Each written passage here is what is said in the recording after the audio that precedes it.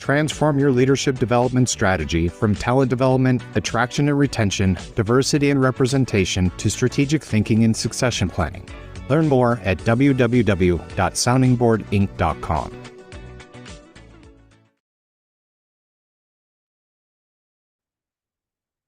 Welcome to today's Training Industry Leader Talk, Coaching Strategies and Tactics, sponsored by ELB Learning, Sounding Board, and Torch. Looks like we're having a moment of technical difficulty, so let me please share my screen again so that you can see our slides.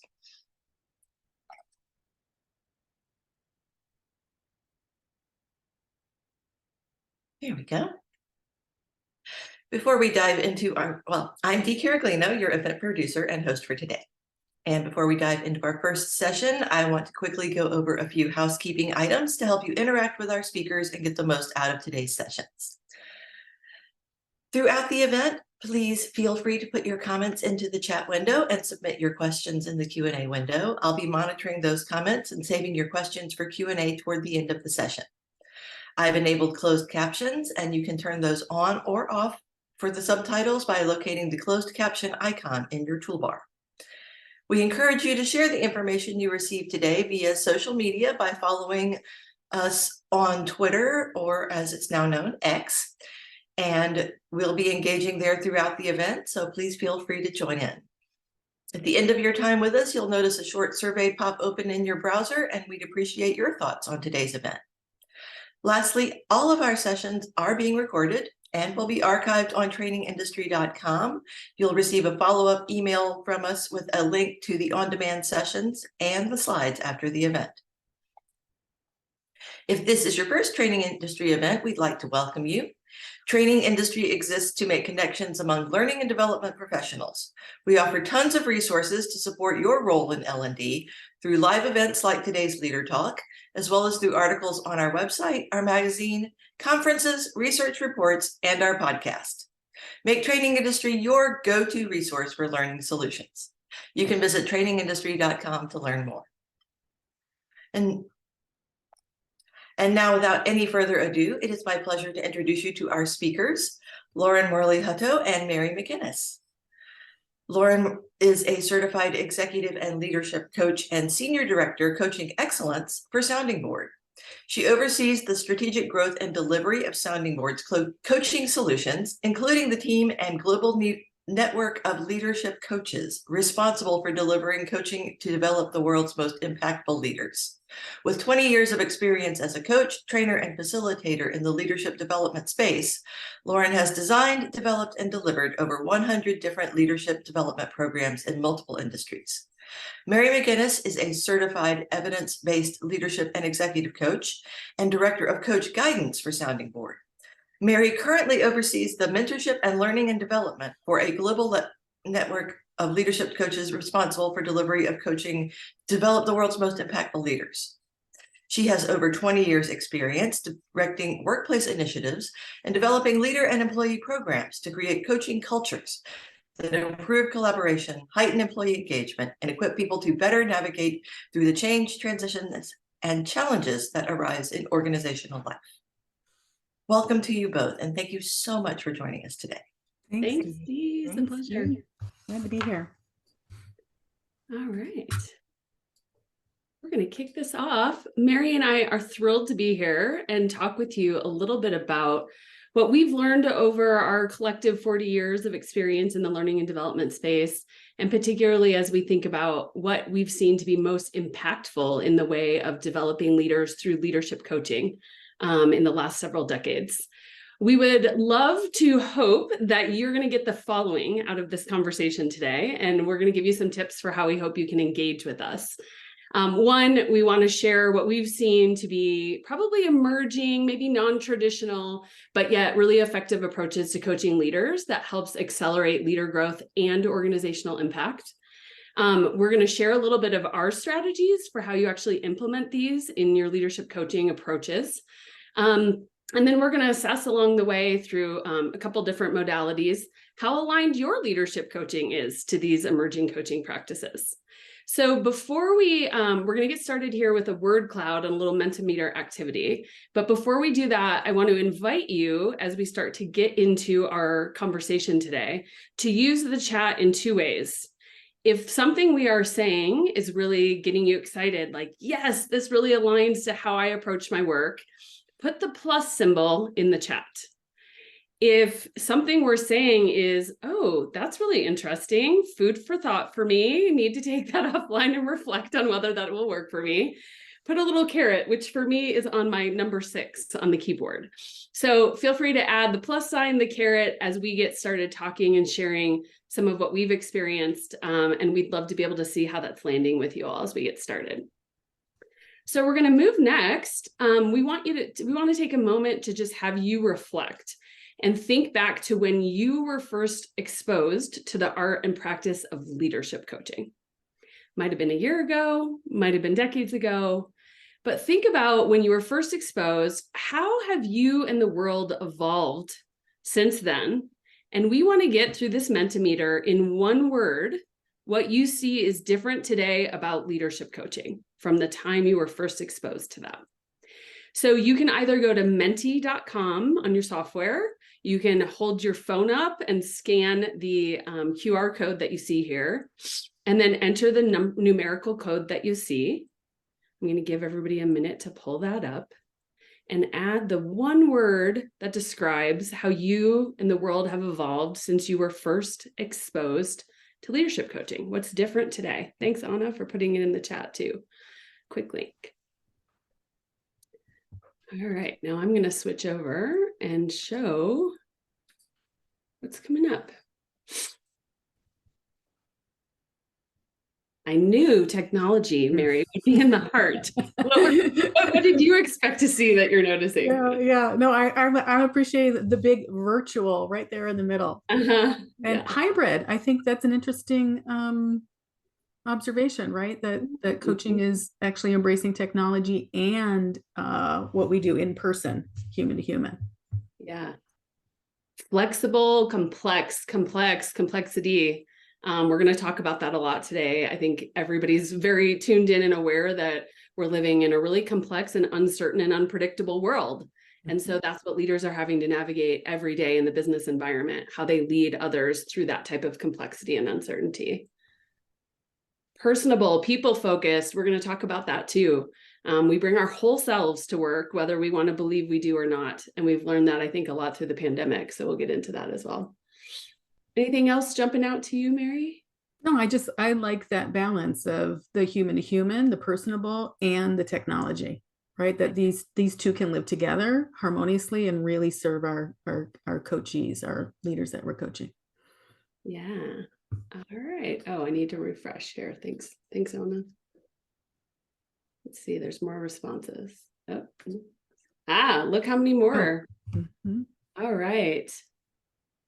Inclusive, connection, authenticity, inclusivity for everyone. Yeah, that's a big one. That's a big part of why Sounding Board exists, to bring coaching to everyone, especially those earlier in their career.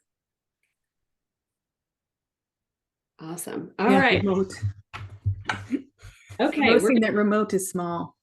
Yeah. Technology is big. All right, Mary, can you see my screen again? We can see it. Okay, perfect. So we're going to jump in. Mary and I are going to walk through today 6 different approaches that we think is probably considered a little more like emerging, maybe a little radical to some. We really believe in being bold at Sounding Board. And so we're going to share a little bit about our experience. So for each of these, we'll walk you through how we think about that, how we bring that approach into leadership coaching, and then what specifically that calls on for Mary and I to be able to do that really well. So I'm going to kick us off. First, I want to talk about coach first and what this means to us.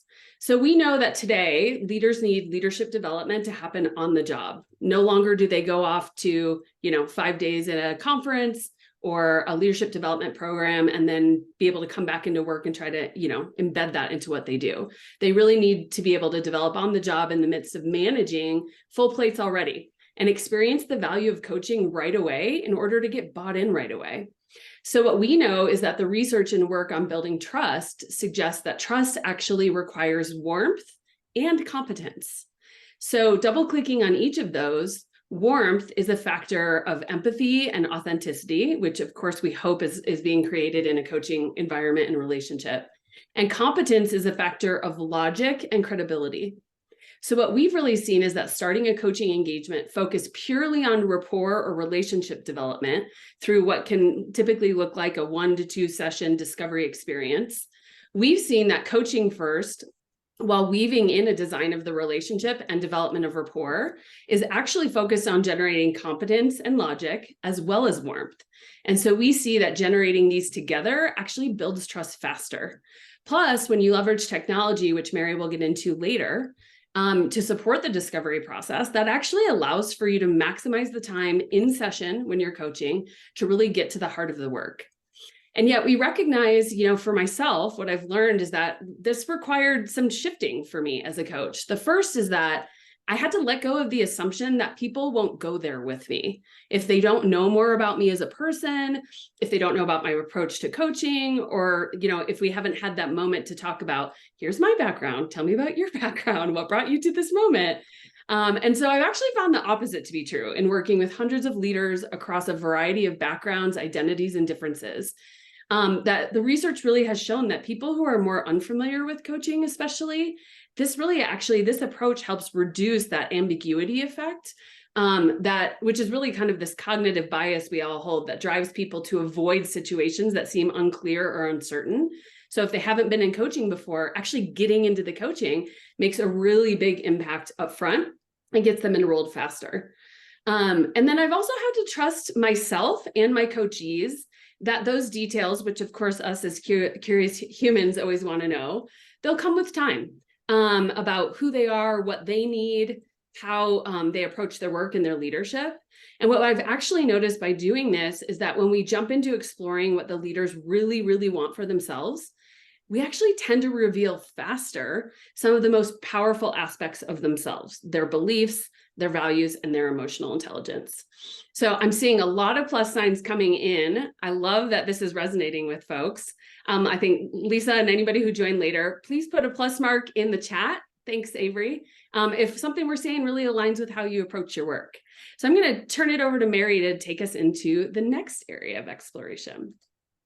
All right, the next is really answering the question, why do we as leadership coaches develop the coachee in the context of their work and their leadership, rather than exclusively on their individual life? So we know as coaches that people come into the coaching relationship as whole persons. And we also know that they spend a significant amount of time in the workplace throughout their careers. So as we come into our workplaces as leaders, as individuals in our organizations, we're bringing our personal values, our beliefs, our behaviors into an organization. And that organization also has values and beliefs and preferred behaviors. So as leadership coaches, what we're most interested in is coaching to that individual's leadership identity. This is really about narrowing the focus of our coaching to them as a leader, asking that question, facilitating coaching around who they are and who they are becoming as leaders. And all of this is within the context of their position or their role within the organization. We think this is really valuable, and that when we operate from that place of the leader within that context, it's helping them to situate their goals, their learning, the actions and new behaviors they're going to be taking in that workplace setting. So we're always coming from that place of the leader within an organization. So what does that mean for me as a leadership coach? And what does it require that I do?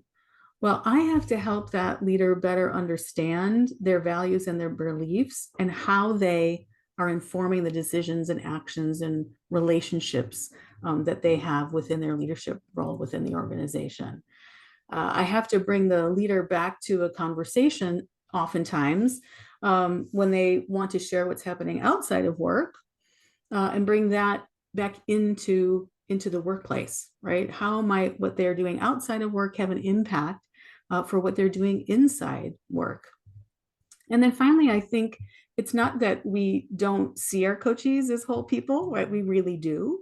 But we have to balance that. We have to balance who they are as a person and who they are in their position, and help them, as we like to say, like really integrate all parts of themselves, rather than working from this assumption that we're only coming into work with, bringing parts of ourselves, or I always like to say, we're not heads on sticks, right? We're coming in as full people.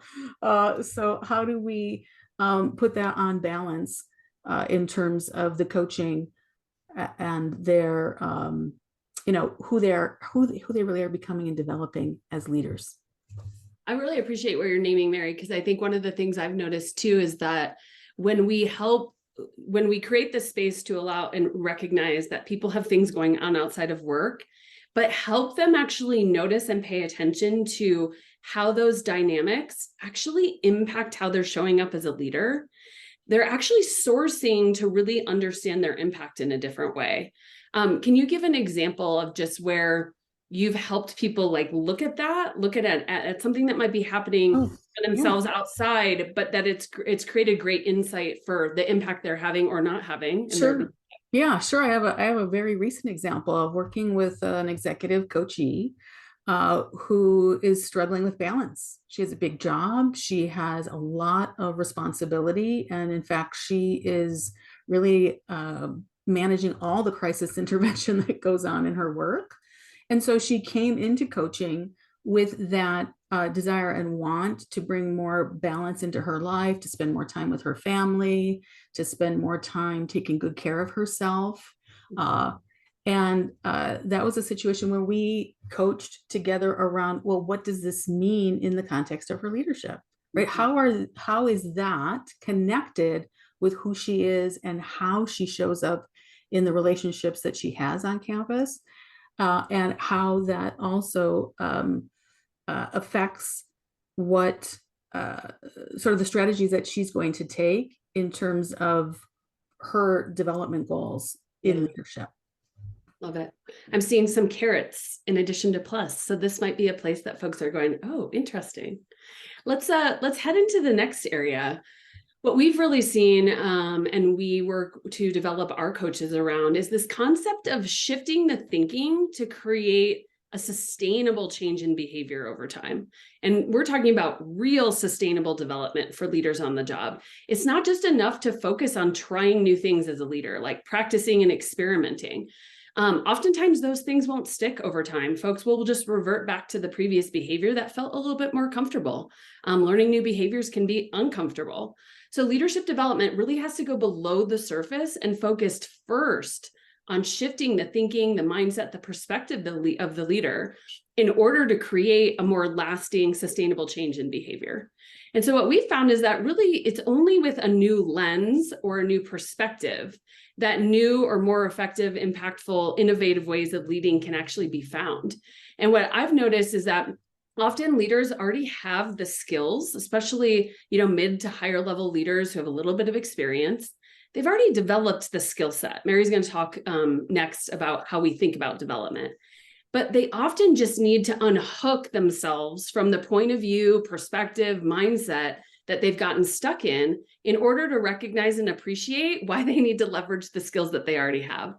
So in addition to that, we also know that in an ever-changing, completely uncertain, unpredictable world, helping leaders actually learn how to examine their thinking and then adjust it for what's needed in any given moment from their leadership or with the particular person that they're trying to influence or impact is actually what's going to empower them to be an effective leader in times of uncertainty, right? It's the ability to reflect on and look at their thinking, not just go, oh, shoot, what should I do different?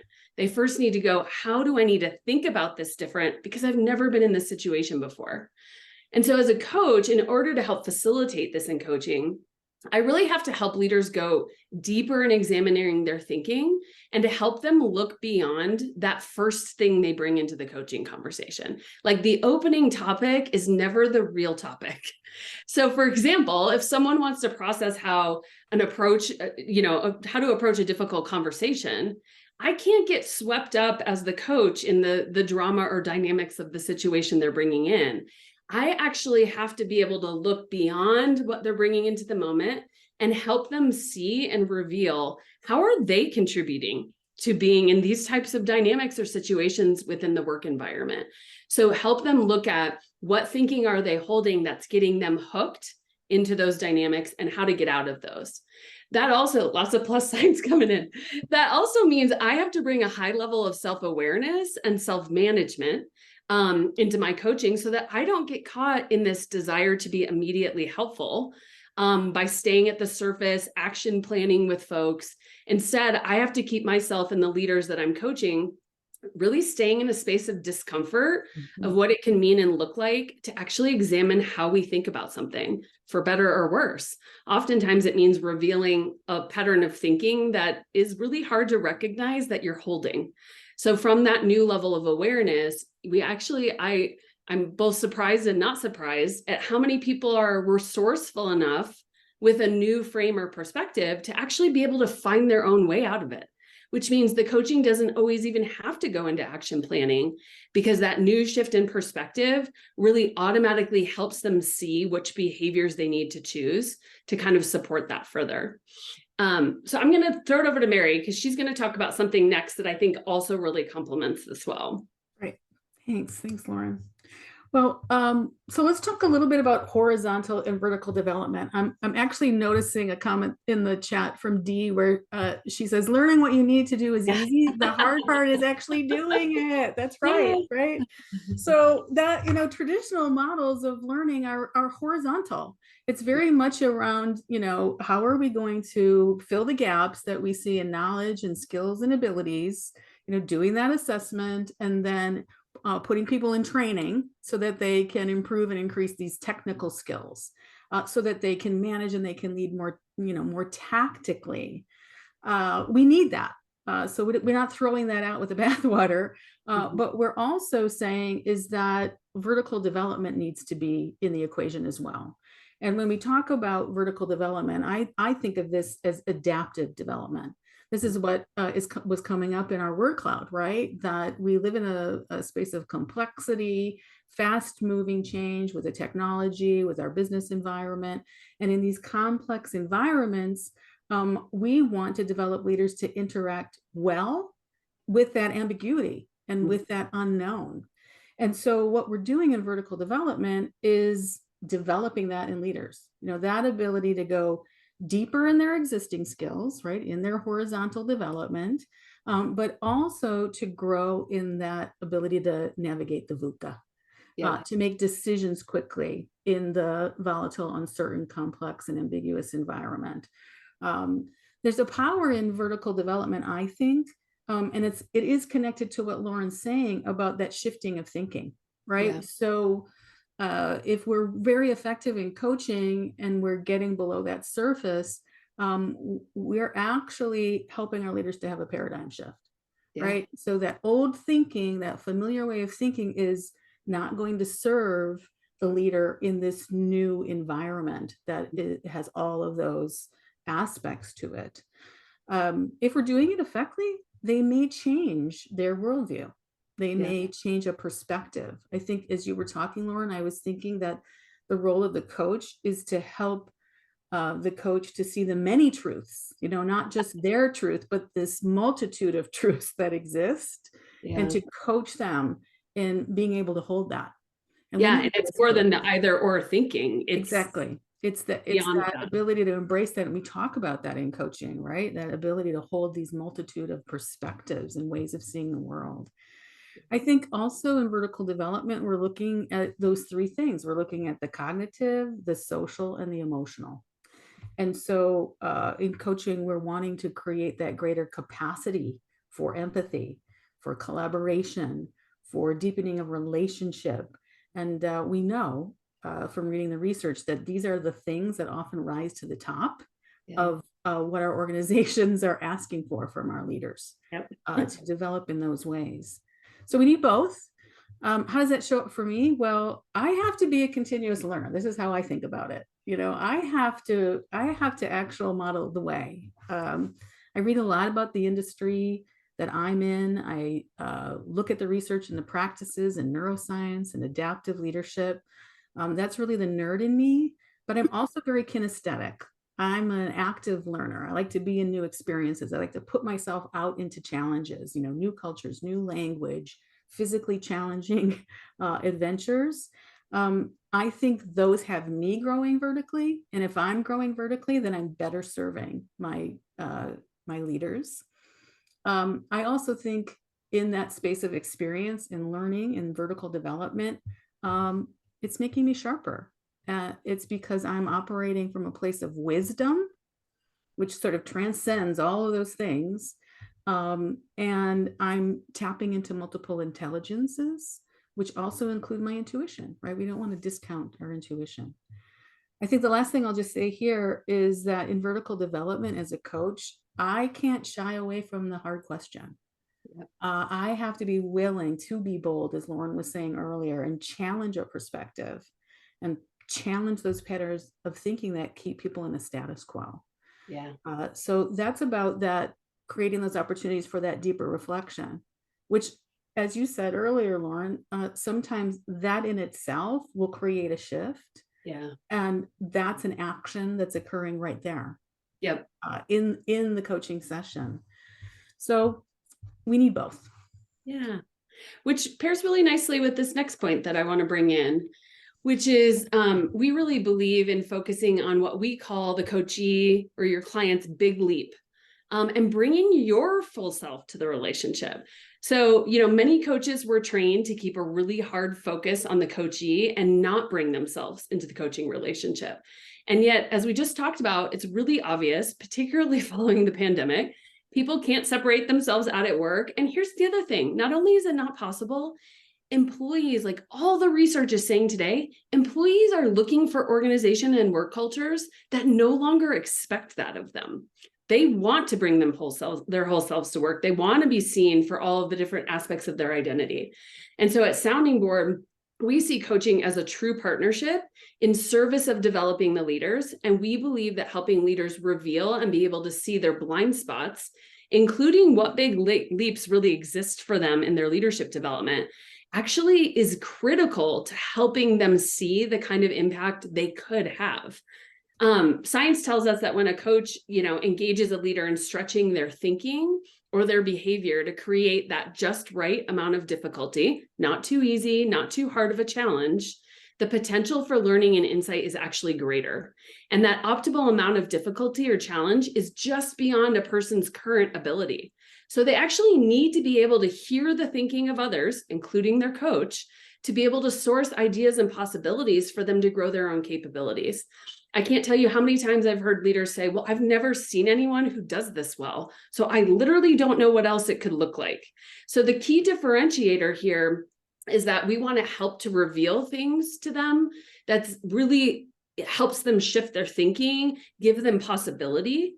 But that's very different than making your perspective, coach, the truth, or your perspective the agenda for that leader in their coaching.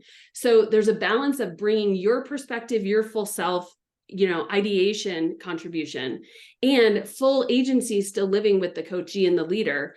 And that's our responsibility as coaches, to ensure that we balance that we offer perspective without making our perspective the truth or where that person actually needs to go. So in order to be able to bring this big leap in and show up in this way in coaching, what I've learned is that this really requires me to challenge and support leaders to go from their comfort zone to a learning zone. And so to this end, my role, to Mary's point, is to help spark disequilibrium within their mindset, their thinking, be bold in how I bring in noticing and observing where the gaps might be, and then partnering with them to help them resolve that productive confusion before it becomes unproductive or they're floundering. And so in today's uncertain world, we really need leaders to be able to bring curiosity, inquiry, intuition, experience, observation into their leadership. And those are actually capabilities that they can learn from their coach. So how I show up, I'm modeling those types of skills that are actually going to help them be really, really successful in navigating, again, we keep saying it, a VUCA, really uncertain world as leaders. I'm going to spin over to Mary for our last point, and then we'll Yeah. move into a poll. Yeah, you know, and I think about using technology to enhance the coaching experience. Oftentimes people are think that technology is going to constrain us. Right? Yeah. But what I want to help us to see is that technology actually can help this to be more expansive, right? There's a richness here in using technology to support us as coaches in a coaching engagement. So here at Sounding Board, you know, we've seen huge value in using technology to shape that learning journey, that leadership journey that our coaches are on, because it's you know, it's deepening the work. It's helping illuminate to our coachees what is actually going on in coaching, in the space of coaching, and what's going on between the sessions, that is creating that new knowledge and that insight and action that we're after. I think the technology also helps us to organize what we've already been doing as coaches, right? We do note taking, we're in conversations in between our sessions.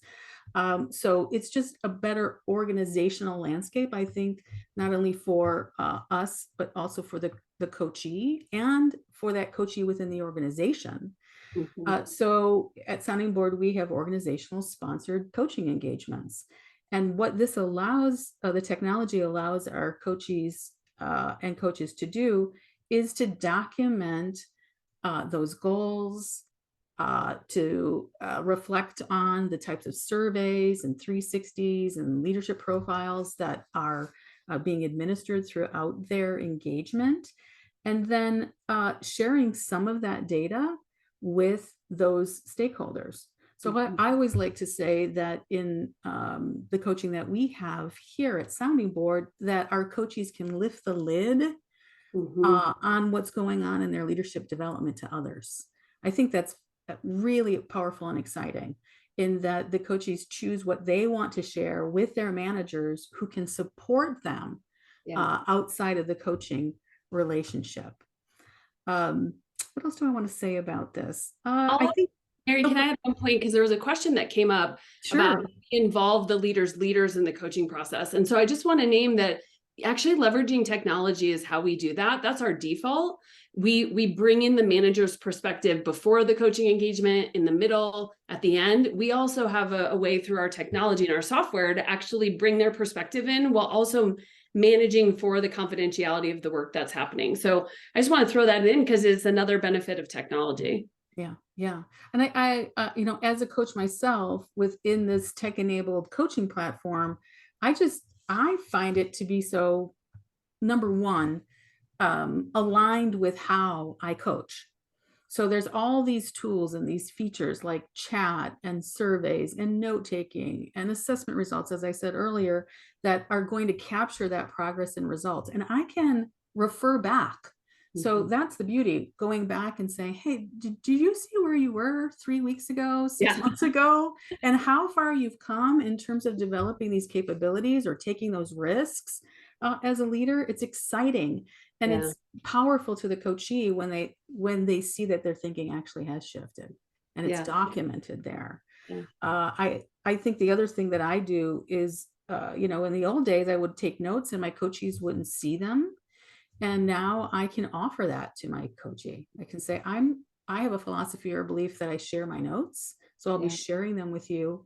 And that's another learning modality that they can use in the coaching. Yeah. I love what you said about being able to reflect back and using a actual visual reflection process and note taking to be able to do that. Because I just had a kind of pause and reflect session as I wrapped up an engagement with somebody yesterday. And she forgot that she used to think about things differently. She forgot about the dynamics because she's now living into this changed mindset, this changed set of behaviors, which I think is really powerful. It's beautiful. I mean, that's really crossing over into that new thinking. Yeah. So we're going to do Q&A in a moment, but before we do, we thought we would administer a poll. And this is going to give you some time to reflect on where you're finding yourself and your coaching today. And it's also going to help us to get a read on where our group is now, you know, 30 minutes later. So the poll is asking the question, how aligned is your leadership coaching today to these emerging practices? And on a scale of 1 to 10, with 1 being not at all aligned and 10 being fully aligned, where are you? So we can administer the poll now. Yep, I think Dee's going to be pulling it up here.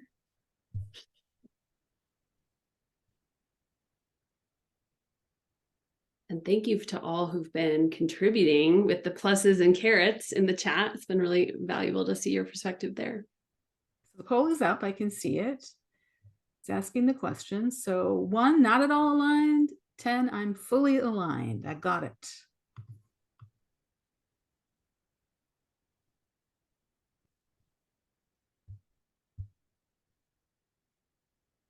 And then D, as you're seeing that poll come in, maybe we take a few seconds here, and then we can see the results. 5%. So maybe when we get to about 60. Yeah, that's great. Yep. Avery's given us 5 more seconds. Everybody put your answer in.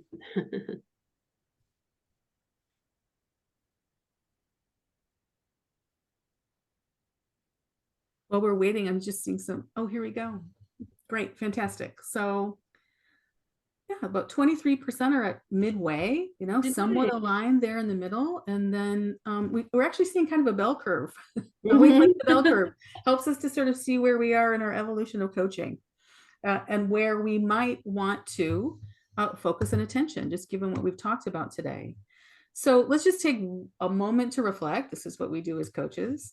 And I'm going to invite you to think for a moment, given the rating that you just put into the poll, what of the areas that Lauren and I discussed today feel really strong for you? And where is the impact that you're making in those strengths? Just take a moment to think about that or jot it down for yourself.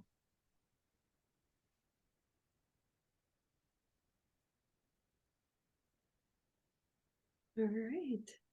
And then what will it take just to move 1 point higher, right? What might you walk away with from today to make that shift or change? Awesome. I'm seeing a few questions pop in the Q&A. So let me share some of these out loud and talk with you. Here's one for you, Mary. I'm intrigued about the idea of sharing the notes. Can you speak more about that? Are these running notes? Like, what does that Yeah, look? I saw that. Right. Well, number one, right, people learn in different ways, different modalities exist. We know that. And that the notes that I'm organizing the experience through my notes in a way that's unique to me. And so, and I also feel in, full transparency, I'm not going to say anything that I would write down. So I offer to share those notes, and the coachee has access to that. They can add into the notes. They can go back and refer to them along with other information that's being captured. And I have found that that's been fantastic because if we can use those as a tool in our coaching. I often say I want coachees in their head. Like, I don't want them focused on having to take notes. I want them like actually just thinking, using that space to reflect. And so I often will just design with folks up front about how I can support capturing what ideas come out from them, and usually in their language too. I love that, Lauren. I love because sometimes I'm saying, do you just keep thinking? Right. I'm going to capture some of this. And that's when they have a freedom to just things start to pop. Things start to pop. So we're partnering. It's a way of partnering in coaching. Okay, there's a couple questions that came in, a little bit of, I'm going to summarize, but a little bit of like performance issues coaching, and how do you actually provide coaching in a more developmental frame where the coachee is volunteering to be a part of that. And, I would answer that. First of all, I think I've seen a huge evolution in the field of coaching, even in the last 5 years, where people now understand what coaching is and what it's not. In the early days, it was very secret. Like, you got coached in secret because people thought it was remedial, and you were going to get coached out of the organization. So folks didn't want to talk about that. I feel like most leaders I know today have had some kind of access to coaching, or their organization certainly is beginning to sponsor or support coaching. So I think the bottom line is it needs to be a choice. So there might be a situation where somebody needs some developmental support on the job, vertical development, like we described. And that might be presented by their organization as, we need to see you developing in these ways. But the choice needs to come in regards to how they get that support. That needs to be up to them. And so for us, we work with our customer partners to make sure that they're really identifying people to come into coaching that are invested and committed to the relationship and the process. It's not easy work. We've been talking a lot about changing your thinking. You have to want and see the value in that. So I'll offer that. Anything you would add, Mary, to that one? No, I think it kind of fits with a question that Holly's asking. How would you approach a coaching relationship where the coachee knows they need development and it's voluntary, but maybe more hesitant or see the gaps? I think for me, when I'm first starting out with a coachee, I'm really curious to actually help them help me to see the system in which they're leading and they're working. And so a favorite question of mine is, who else has a stake in your success here? And I think that question can be very open and create a great culture and environment for our coaching, because then it gets them out of that space like, oh, it's just about me and my performance.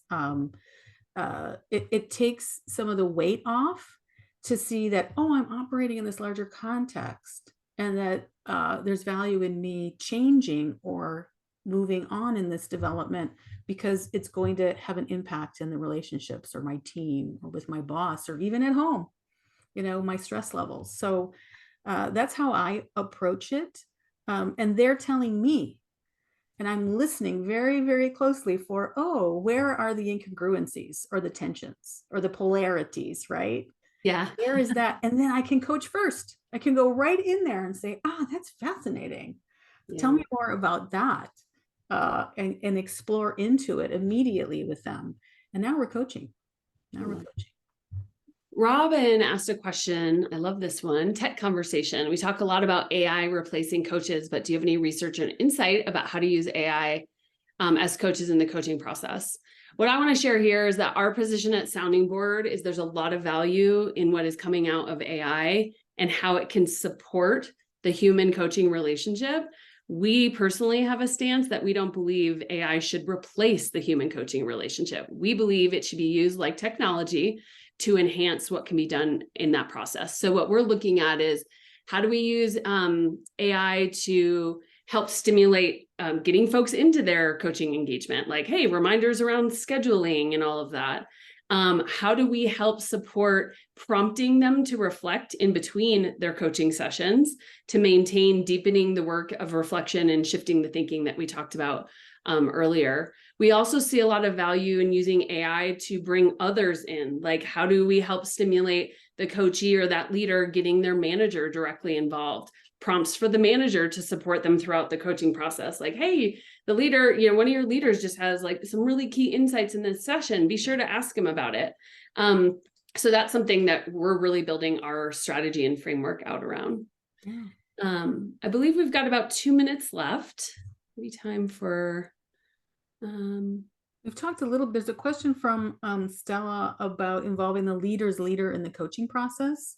Yeah. So they can reinforce and support new behaviors that the leader learned in the coaching process. I think we talked a little bit about that, Lauren. Mm-hmm. Do you want to, should we talk a little bit more about that?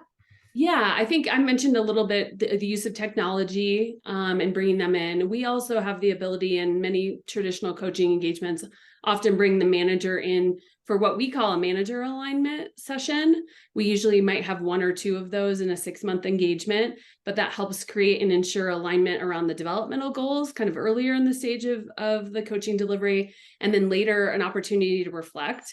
We've seen that to be really, really powerful, partly because it primes the manager or the leader's leader to be aware and tuned into, like, how will I see development in this person? Where are they wanting to put their developmental efforts?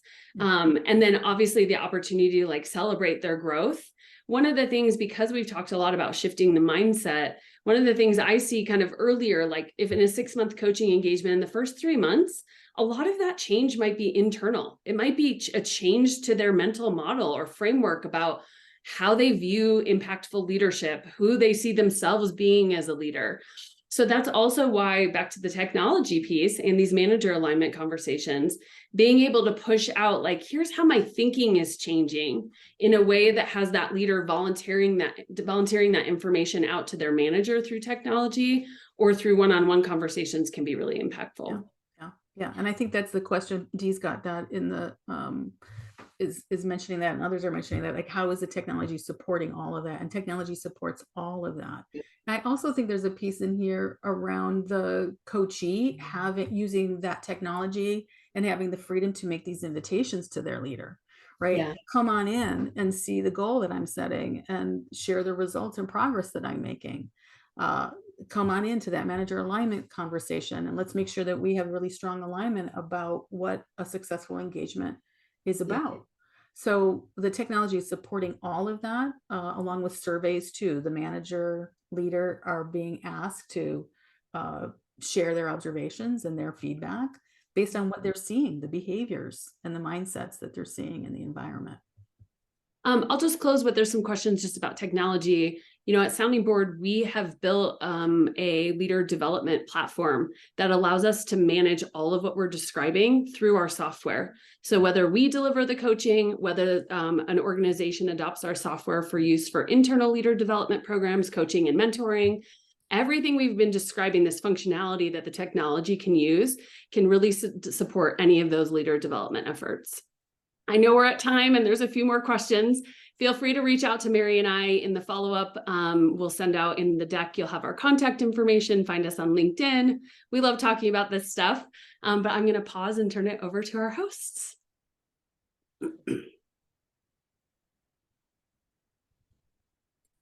Thank you so much. So far, this is one of my favorite leader talks, and I hope you'll come back and join us.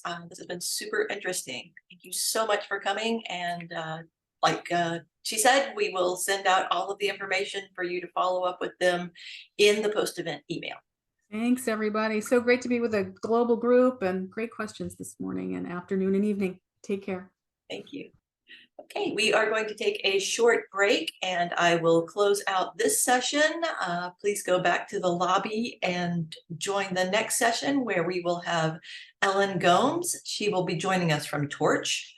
Their session is the Coaching Ripple Effect, how to create a cycle of positive change. So join us again at the top of the hour for the next session. Thank you so much.